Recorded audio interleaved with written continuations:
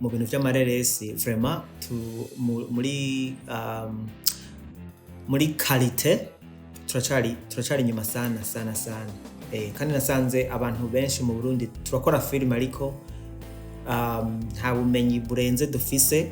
Turakora kubera tubikunda, turakora kubera tufise kamera, ariko qualité novuga ati qualité ntabwo ari image gusa kugira ise neza, ariko muri filme hariho ibintu bimwe tutarashikako.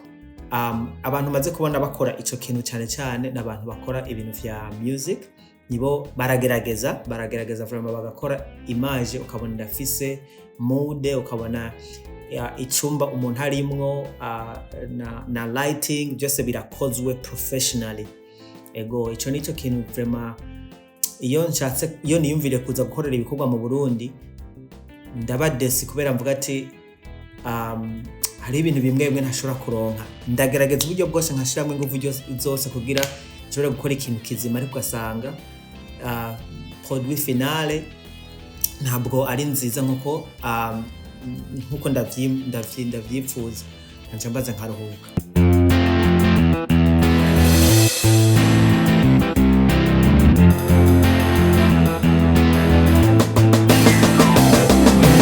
So abantu benshi bakumenye ku filme yamenyekanye cyane wakinye ubwa mbere, ni icahe kimazi ifilme yakugiriye gushika no munsi muri rusange?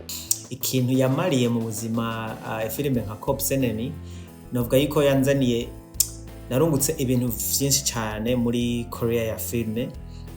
Abantu bose twakoranye muri irya filme ya Copsenemy hariho benshi bandonde barambarira ati irya filme yawe yashoboye kumenyekanisha mu makungu, yashoboye kumpa intango nziza cyane muri filme. Ni na filme nakoze hama nyakwigendera mukuru w'igihugu Peter Nkurunziza yashoboye kumpa umubonano turayaga kuvyerekeye cinema ya Copsenemy na cinema ya filme zo mu Burundi as well. Ni filme yuguriye imiryango, ni filme yazanye imigisha myinshi cyane gose. Abenshi barakunda kwidoga yuko amareresi yacu canka amafilme yacu atana hamwe ariko arashika ku rugero nk'ubwo wari bifuza. Benshi nabasanzwe bakina ayo mafilme muri rusange, ubona hasabwa iki canke habura iki kugira ngo dushobore kugera ku rwego co kimwe no mu bindi bihugu mu kwiteza imbere muri filme? Kugira dushike kure mu bintu vy'amareresi ngaha mu Burundi, ikintu mbona cyane gose dukwiye kubandanya dukora, kora ubu kiko kirakorwa ariko novuga ati tukibandanye, novuga yuko twabandanya gukorera hamwe. Hariho amagroupe menshi cyane gose akora amafilme, hariho ababikora neza cyane, hariho abakigerageza, ariko hariho n'abandi murambona baje hamwe bagakorera hamwe, kandi iyo bakoreye hamwe murambona ibikorwa vyiza vraiment bisohoka. Naje kuvuga ati very good kabisa, Imana ishimwe, tuko turaduza idarapo ryacu ry'u Burundi kw'isi nzima. Kubera nk'amafilme menshi akunda gukinwa mu Burundi, muri Australia ararabwa cyane, muri Amerika ararabwa cyane, muri Canada ararabwa cyane. Ndafise abagenzi bakunda kumbarira ati nikunda araba filme, urumva turiko turagura karere cyane gose. So muri filme wakinye ukina n'abatanzania n'aba Nigeria, ari filme ukomeye cyane, ubona ko yari iteguwe mu buryo bw'amasanamu n'uburyo bwa quality ya video canke n'ibindi byose byari bisa neza, ariko kuva kiya gihe gushuno munsi ntiturabona Burundi kurikenerwa amafilme akomeye nk'harya buhora ukina. No munsi tukubona mu mafilme cyane y'abarundi, kubera iki ico kintu muri rusange? Mu bintu vy'amareresi vraiment muri qualité turacari inyuma sana. Kandi nasanze abantu benshi mu Burundi turakora film ariko nta bumenyi burenze dufise.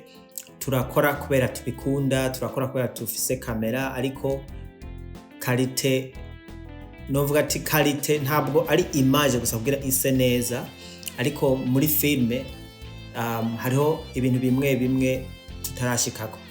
Kubera nka Jewe sindi mu cameraman, ndi umuntu w'imbere ya kamera, ariko mu Burundi vraiment abantu maze kubona bakora ico kintu cyane n'abantu bakora ibintu vya music, nibo baragerageza vraiment bagakora image ukabona ndafise mood, ukabona icumba umuntu harimwo na lighting byose birakozwe professionally.